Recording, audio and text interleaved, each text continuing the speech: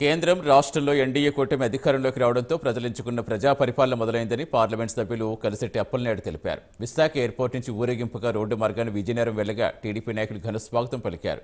నెర్లిమర్ల నియోజకవర్గం ఎమ్మెల్యే లోకం మాధవి అప్పలనాయుడికి ఘనంగా స్వాగతం పలికారు. ఎంపీకి జిల్లా టీడీపీ కార్యాలయంలో ఘన స్వాగతం పలికి సన్మానించారు. అందరం కలిసి ఆయన ప్రజల కోసం పాటుపడే మనిషి, అలాగే మేమందరం కూడా ప్రజల అభివృద్ధి కోసం పాటుపడే మనుషులం కాబట్టి అందరం కలిసి ఖచ్చితంగా నిధులన్నింటినీ సమకూర్చుకొని ఆయనకు కూడా కొన్ని పిటిషన్లు ఇస్తున్నాం. ఇక్కడ ఏంటంటే జరగాలన్నది అవన్నీ సమకూర్చుకొని ఈ ప్రాంతాన్ని అభివృద్ధి పదంలోకి తీసుకెళ్తామని ఖచ్చితంగా ప్రజలకైతే మాట ఇస్తున్నాం. అలాగే చంద్రబాబు నాయుడు గారు కూడా ఢిల్లీ పర్యటన పూర్తి చేసుకుని ఈరోజు రావడం జరిగింది.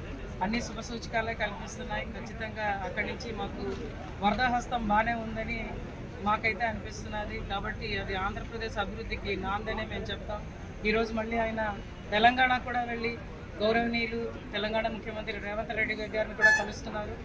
ఇద్దరూ కలిసి అసలు బైఫర్కేషన్ అయిన తర్వాత మనకేమొస్తాయి, అక్కడే ఉంటాయన్నది కూడా మాట్లాడుకుంటున్నారు. ఇవన్నిటిలో ఖచ్చితంగా మన రాష్ట్రం మళ్ళీ నెంబర్ 1 స్థానానికి వస్తుందని మేము అందరం ఆకాంక్షిస్తున్నాం. బ్యాంక్ ఖచ్చితంగా ప్రాస్పర్ అవుతుంది, అంటే అభివృద్ధి చెందుతుంది.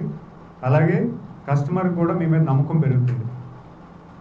డిఫాల్ట్ అంటే ఎన్పి రేషియో అనేది ఎంత తగ్గించుకొస్తే అంత క్రెడిబిలిటీ మీకు పెరుగుతుంది. ఎప్పుడైతే అది పెరుగుతుందో ఖచ్చితంగా మీకు డిపాజిట్స్ కూడా పెరుగుతాయి. మీకు డిపాజిట్స్ లోన్స్ కన్నా డిపాజిట్స్ కూడా పెరిగే అవకాశం వస్తుందని నేను భావిస్తున్నాను.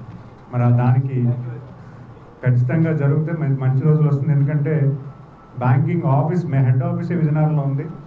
మరి ఇలాంటి ఆఫీసు విజయనగరంలోనే ఒక బ్యాంకింగ్ ఆఫీస్ ఉన్నప్పుడు ఖచ్చితంగా మీకన్నా ట్రస్టబుల్ బ్యాంకు రైతుకు ఉండదని నేను భావిస్తున్నాను. రైతుకు కానీ ఇటువంటి వ్యవస్థకు కానీ ఉండదని నేను భావిస్తున్నాను. ఖచ్చితంగా ఆ లైన్స్లో మీరు కష్టపడుతూ ఉండండి. ఖచ్చితంగా